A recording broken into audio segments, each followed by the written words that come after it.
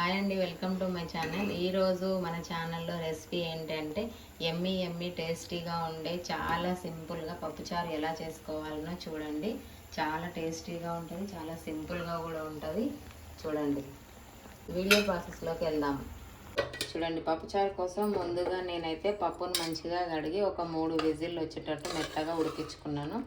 ఇప్పుడు దీన్ని మనం పప్పు గుత్తితో అయినా నలుపుకోవచ్చు. ఇంకా మెత్తగా కావాలనుకుంటే మిక్సీలో వేసి ఒక లైట్గా ఒకసారి తిప్పేసుకుంటే సరిపోతుందండి. చూడండి, ఇంత మెత్తగా ఉడికింది. నేనైతే ఒక్కసారి దీన్ని మిక్సీలో వేసేసుకుందాం అనుకుంటున్నాము. పప్పులాగా కనిపించకుండా ఉంటుంది, సాఫ్ట్గా ఉంటుంది సాంబార్ కూడా. చూడండి, చాలా మెత్తగా ఉడికింది. ఒక్కసారి మిక్సీలో వేసేసుకుంటాను. ఇప్పుడు పప్పుచారుకు కావాల్సినవి చూపిస్తాను రండి. సాంబార్లకు చూడండి, చిన్న ఉల్లిపాయలు ఇవి స్పెషల్గా సాంబార్ కోసమని తీసుకొచ్చినాను. అన్నీ పొట్టు తీసి కడిగి శుభ్రంగా కడిగి పెట్టేసుకున్నాను. ఇక్కడ 4 పెద్ద సైజు టమాటాలని కట్ చేసి పెట్టుకున్నాను. ఇక్కడ ఒక పెద్ద నిమ్మకాయ సైజు అంతా చింతపండుని నానబెట్టేసుకున్నాను.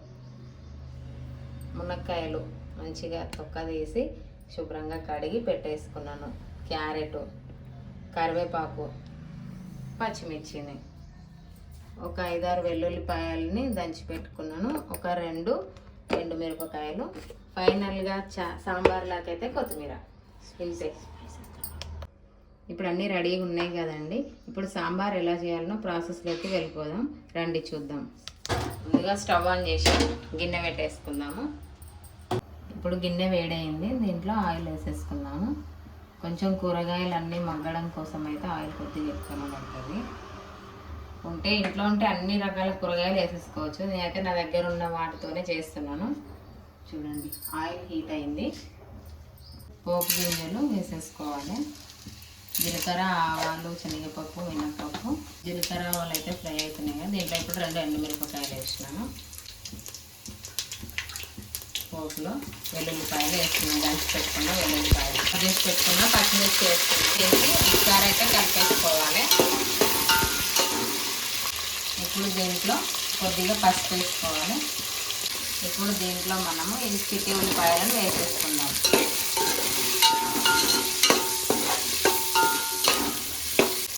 ఇప్పుడు కరివేపాకు వేసేసుకొని కట్ చేసి పెట్టుకున్న క్యారెట్, తర్వాత మునక్కాయలు, ఇప్పుడు దీంట్లో సరిపోయేంత ఉప్పు వేసేసి ఒకసారి మంచిగా అన్నీ మంచిగా కలిపేసుకోవాలి.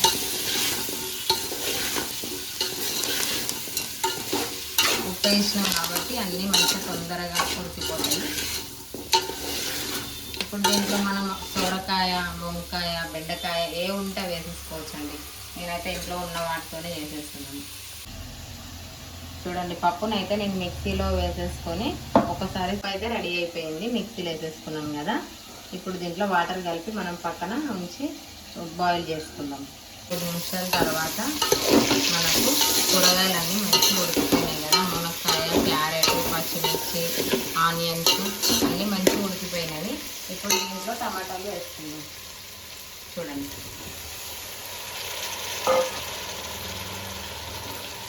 వేసి ఇంకొకసారి కలిపేసుకొని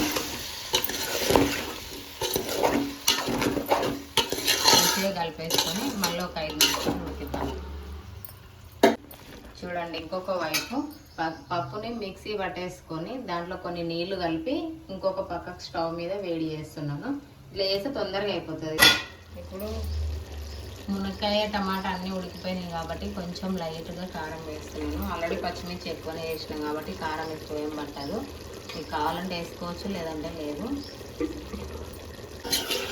ఒక్కసారి కారం వేసిన తర్వాత మంచిగా కలిపేసుకొని ఒక 2 నిమిషాలు ఉడికిన తర్వాత ఇప్పుడు కారం ఉడికిపోయింది కదా, దీంట్లో చింతపండు రసం వేసేసుకున్నామండి.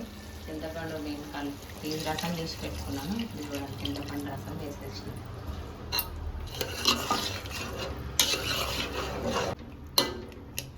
చింతపండు రసం కొంచెం ఉడికిన తర్వాత పప్పుని వేసేసుకుందాం.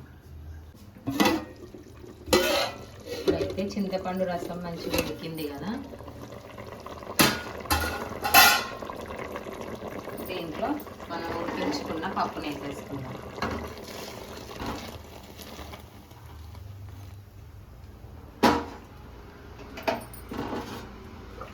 చూడండి, ఒకవైపు పప్పును మంచిగా ఉడికించేసుకున్నాం కదా. ఇప్పుడు పప్పుచారు తొందరగా మసులుతుంది, టైం పట్టదు. చూడండి ఆల్రెడీ మసులుతూనే ఉంది. ఈ కూరగాయలన్నిటినీ ఈ పప్పుని ఒక 10 నిమిషాలు మంచిగా ఉడికించుకోవాలండి. చూడండి సాంబార్ అయితే మంచిగా మసులుతుంది కదా. ఇప్పుడు దీంట్లో సాంబార్ పౌడర్ వేసుకోవాలండి. చూడండి సాంబార్ పౌడర్ అయితే దీంట్లో డైరెక్ట్గా వేయకుండా ఒక బౌల్లోకి కొంచెం సాంబార్ పౌడర్ తీసుకున్న, దీంట్లో సాంబార్ వేసి కలిపి ఇంకొంచెం కలిపేస్తున్నాను. చూడండి డైరెక్ట్గా వేస్తే ఉండలుండల్లా ఉండి కరగకుండా ఉంటుంది కాబట్టి దీంట్లో వేసి కలిపి దీంట్లో వేసేస్తున్నాను.